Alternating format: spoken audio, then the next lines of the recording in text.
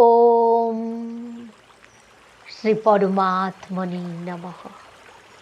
গুরু মহারাজের শ্রীচরণে জানাই আমার শত কোটি প্রণাম।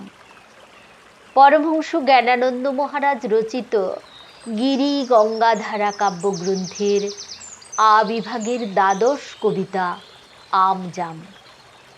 এই কবিতায় যোগীবর সারা বছরের বিভিন্ন ফলের কথা উল্লেখ করেছেন, যেমন আম, জাম, কাঁঠাল, লিচু, আনারস, শশা, তরমুজ, খেজুর, নারিকেল, কুল, বকুল, পাকা পেঁপে, করমচা, ফলসা, তালশাঁস, কেন্দু ফল ইত্যাদি। এই সমস্ত ফল শ্রীহরির ভোগে লাগে।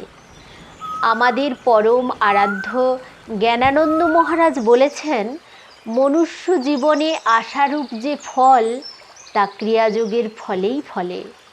শুরু করছি আ বিভাগের দ্বাদশ কবিতা আমজাম।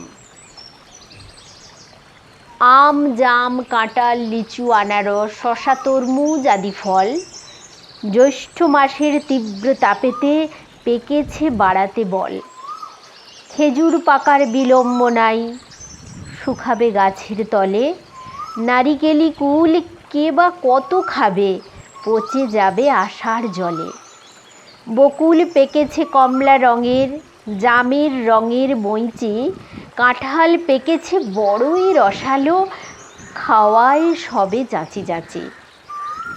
পাকা পেঁপে কত হলুদ বর্ণ, করমচা পাকা থোকা থোকা। ফলসা পাকা তো টক মিষ্টি, রসে ভরা ফলে ডাল থোকা। তালশাঁস কত বাজারে এসেছে, তাহাতে লোকের টান। বন্য ফলের নামও উল্লেখ্য, কেন্দু ফল টানে প্রাণ। ঘরে ঘরে চলে হরির ভক্তি, ফল দিয়ে লাগে ভোগ। জ্ঞানানন্দ কয়, শোনো ভাই সাধু, ফল আশা ফলে যোগ। হরি ওম তৎসৎ।